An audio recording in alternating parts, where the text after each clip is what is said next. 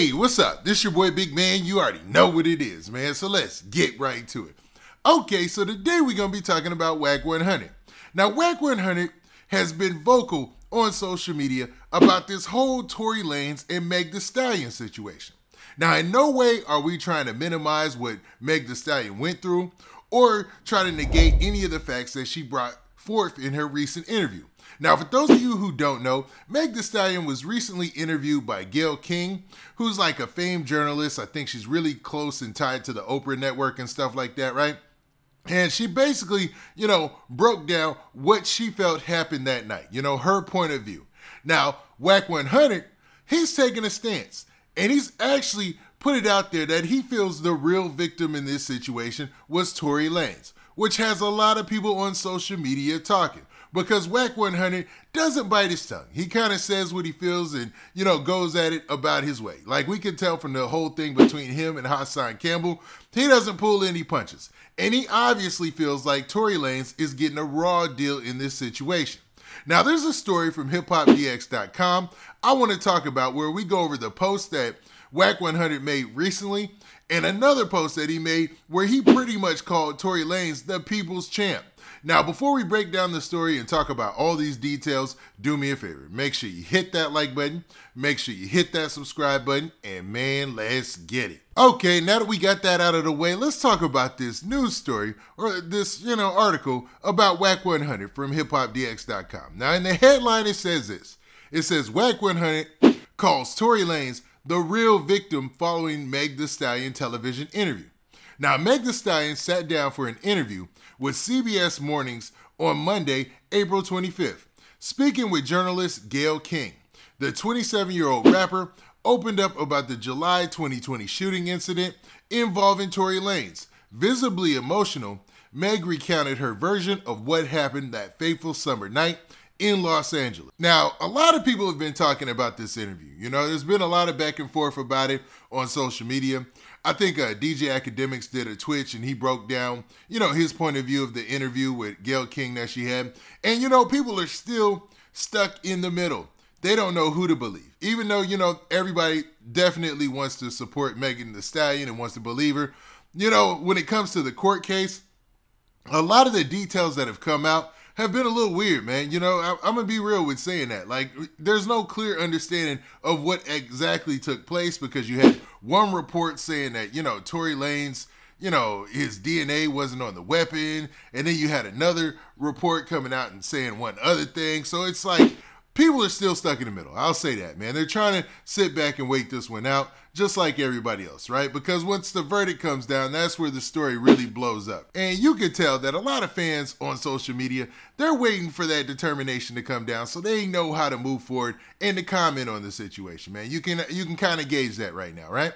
Now, the story continues by saying this. It says, but according to Wack 100, who's been outspoken about the situation since the beginning, Tory Lanez is the real casualty.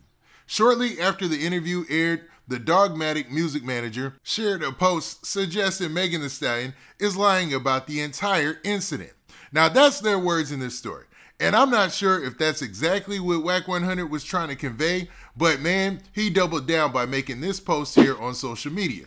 So he posted this to his official IG page, and it says this in the caption. Now, in the picture, they have he has the interview and he has the video playing. It's like a 1-minute clip of a portion of the interview where Meg Thee Stallion sat down with Gayle King. There's been a lot of scrutiny about this and a lot of people have been talking about it. You have one side saying one thing and another side saying the other.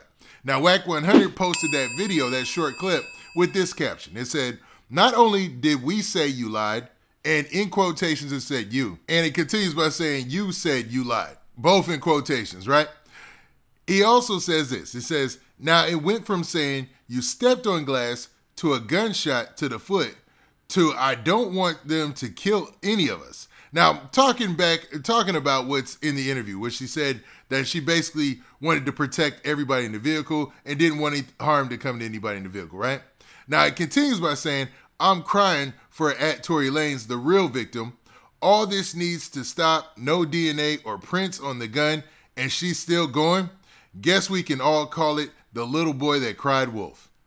Also, he says this. He says, after all, a hashtag Stallion is a hashtag cult at birth, right?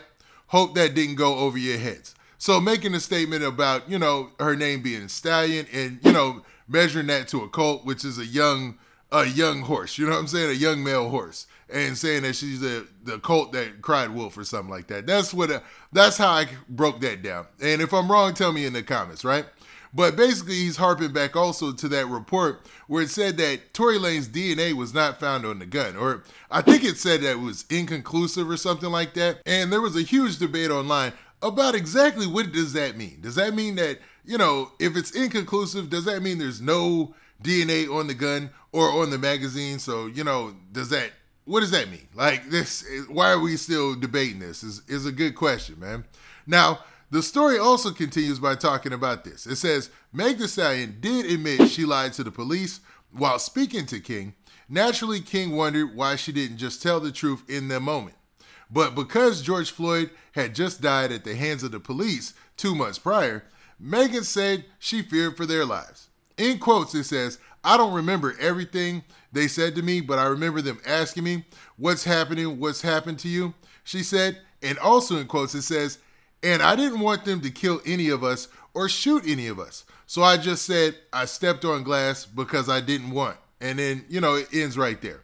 Now, King interjected, and in quotes, it says this, but why didn't you say that? Why didn't you say he shot me? To which Megan replied, I didn't for some reason. I was just trying to protect all of us because I didn't want them to kill us. Now, that was taken out of the interview where Gayle King kind of, gave her some questions or whatever and just gave her the ability to speak her truth or tell things how she sees them and how she felt it went, right? Well, Wack 100 also made some comments after the fact. He actually posted this picture right here of Tory Lanez, and in the caption of the picture, he had some things to say about the situation, man, and basically called Tory Lanez the people's champ. Now, I don't know about Tory Lanez being the people's champ because at this point, I believe he's still being, taken off of most of the streaming services and things like that, so I don't know about that. Maybe he still has his fan base who believes in his music and things like that, and they're really rocking with him hard. I mean, they really, really are, man. If you notice, like, he's doing decent numbers for a guy who's independent and, has a decent fan base, but people are still caught in between of finding out what happened with this story. You know what I mean? Now, he also says this in the post. He says, if we don't protect us, we can't blame them. Now, I don't know what he exactly means about that, but it seems like, he's implying that Tory Lanez might be getting treated unfairly in this situation. But I don't know. What do you guys think about this post from Wack 100? He seems like a level-headed guy and picks his words wisely. And I know he's been in the news and media a lot lately, but what do you guys think about this? Do you think he's right in this situation, or do you think that he might be wrong? And do you think since there's an interview out there talking about the situation, we should be free to give our opinions on it, or do you think we should all still just fall back and wait until the actual verdict comes down? Or there's actually information that comes out in court. Now, with that, this has been your boy Big Man. Do me a favor. Make sure you hit that like button. Make sure you hit that subscribe button. And make sure you hit that notification bell so that way you get a notification every time I drop this hot content. And we out of here. Peace.